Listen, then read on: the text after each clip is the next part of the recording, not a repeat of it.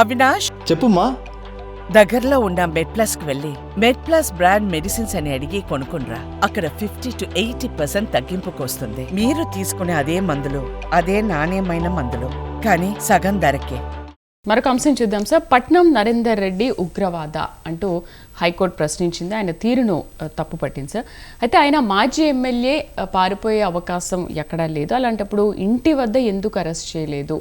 పార్కుకే వెళ్ళి అరెస్ట్ చేయాలా? So arrest చేసే ముందు పోలీసులకు అసలు ఈ రూల్స్ తెలియవంటారా? హైకోర్టు ప్రశ్నించే వరకు ఎందుకు చూశారు? ఇప్పుడు రూల్స్ అనేటువంటివి వచ్చేసరికి దానికి భాష్యాలు భిన్నంగా చెప్పొచ్చు. పట్నం నరేందర్ రెడ్డి గారిని నిజంగానే ఇంటి దగ్గరే అరెస్ట్ చేయొచ్చు, అదేమీ ఇబ్బంది కాదు, లేకపోతే ఇంకోటి కాదు. ఆయనకి నోటీస్ ఇచ్చి ఆయన్ని మీరు వచ్చి హాజరు కమ్మని చెప్పేసి ఇటువంటివన్నీ కూడా చేయొచ్చు. కానీ అటువంటిది ఏమి చేయకుండా ఇదే నేను అందుకే చెప్తాను, అంత నాటకీయమైనటువంటి పరిణామాలని సృష్టిస్తున్నారు. ఒక విధంగా చెప్పాలంటే పార్క్ లో ఉన్నటువంటి వ్యక్తిని అరెస్ట్ చేశారు. పార్క్ లో అయినా లేకపోతే ఇంటి దగ్గర అయినా అది పెద్ద, నా అభిప్రాయం ప్రకారం అయితే అదేం పెద్ద కాదు. వివాదం చేయదలుచుకుంటే దేనైనా వివాదం చేయొచ్చు. అందుకని హైకోర్టు కూడా ఉగ్రవాదులను అయితే పార్కులో అరెస్ట్ చేస్తారు, ఉగ్రవాదులు పార్కులో తిరుగుతూ ఉంటారు అని అనుకున్నట్లయితే కరెక్ట్ ఉండదు కదా. అందుకని ఉగ్రవాదులు, ఇప్పుడు ఆయన ఏమైనా ఉగ్రవాద పార్క్ లో అరెస్ట్ చేశారని న్యాయమూర్తి, అది ఓపెన్ కామెంట్ అనుకోండి, అదేమి తీర్పులో అట్లాంటిది ఏమి అఫీషియల్ గా ఏమి ఉండదు. ఉగ్రవాదులు పార్కులో తిరుగుతూ ఉంటారండి, సూట్ వేసుకొని ట్రాక్ సూట్ వేసుకొని ఎక్కడన్నా. కరెక్ట్.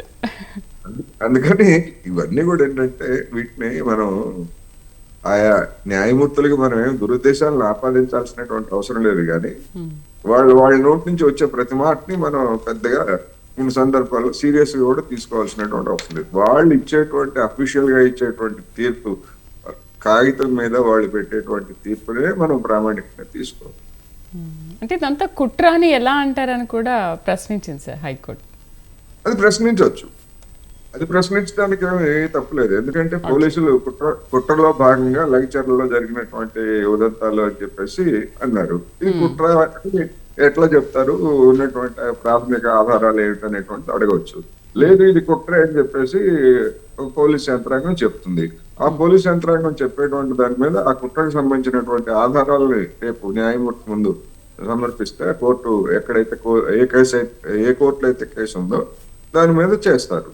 ఇది బెయిల్కి సంబంధించినటువంటి వ్యవహారం ఇది.